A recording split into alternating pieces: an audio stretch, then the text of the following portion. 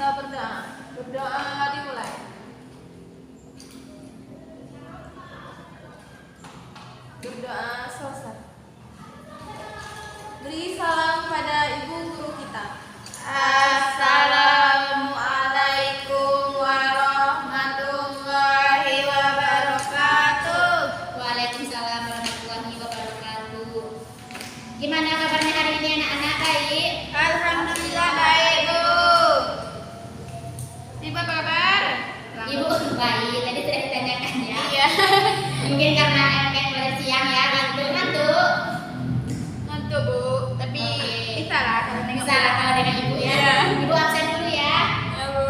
Budi, ya hadir. Depa, hadir. Suci,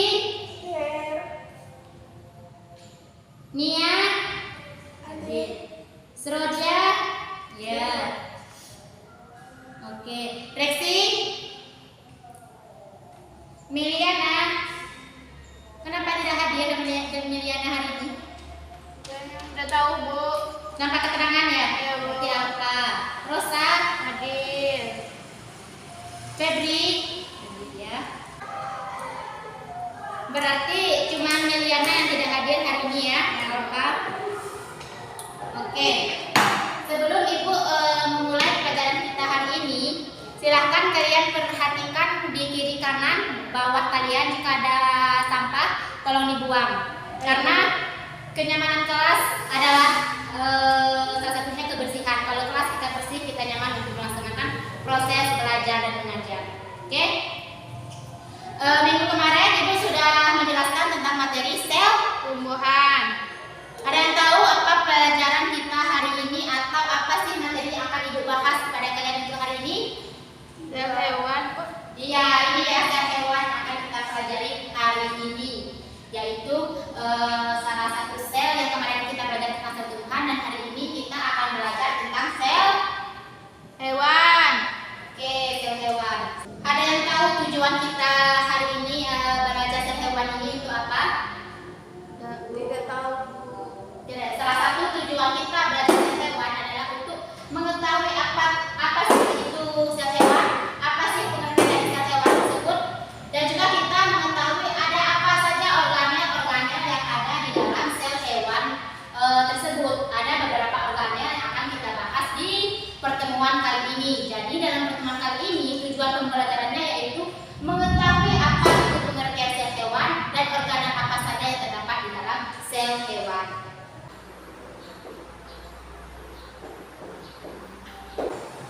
Oke,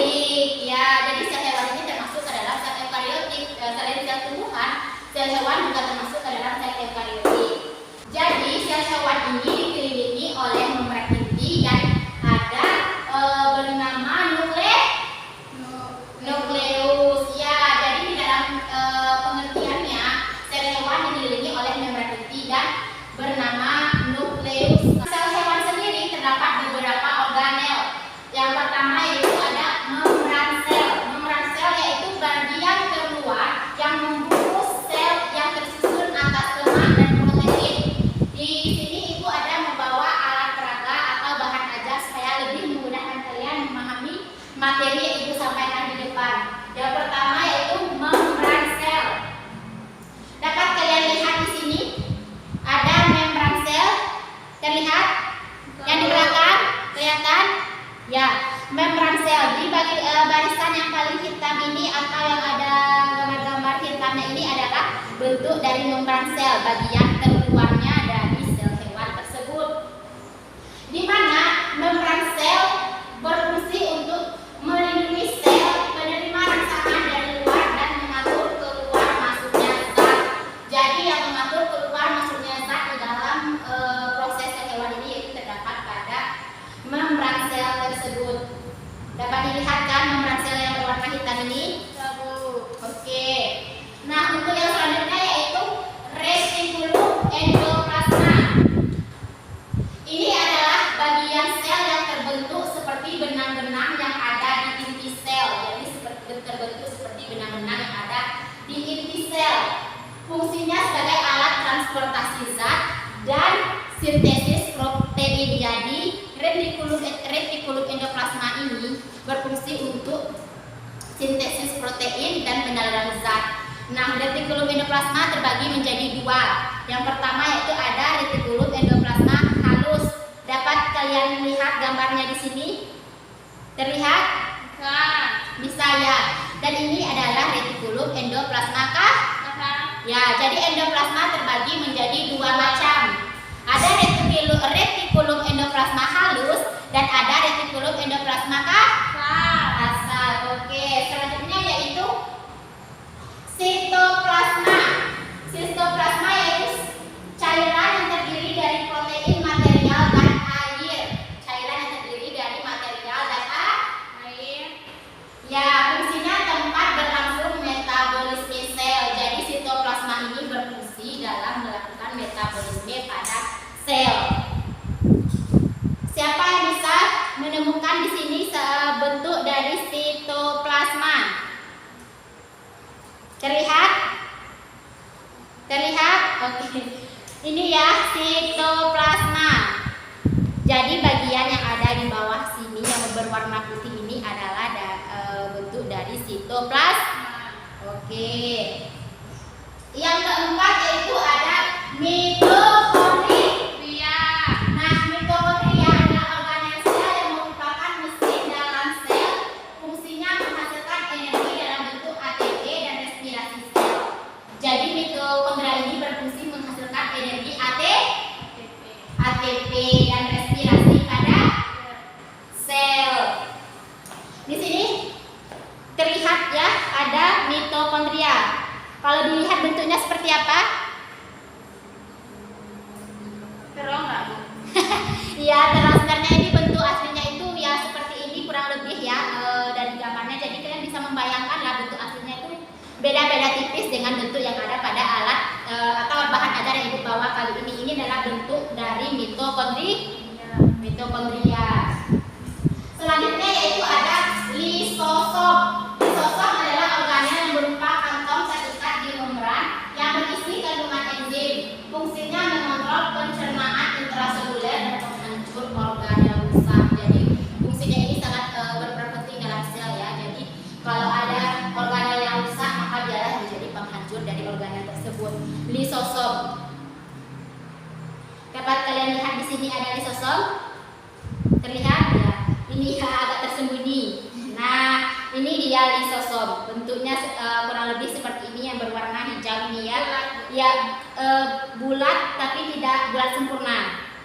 Ini adalah bentuk dari lisosom. Yang keenam yaitu nukleus atau inti sel.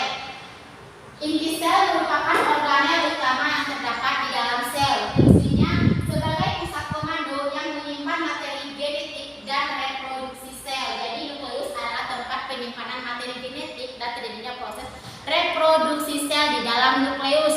Di sini coba kalian lihat karena gambarnya agak susah, agak kecil ya, dan warnanya juga tidak terlalu terang.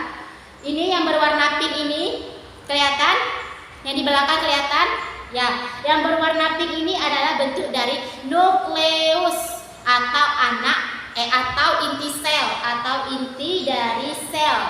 Yang berwarna pink ya, bukan yang berwarna oranye. Kalau yang berwarna oranye ini adalah membran intinya. Kalau yang berwarna kuning ini adalah nukleus, tempat penyimpanan materi genetik dan reproduksi sel.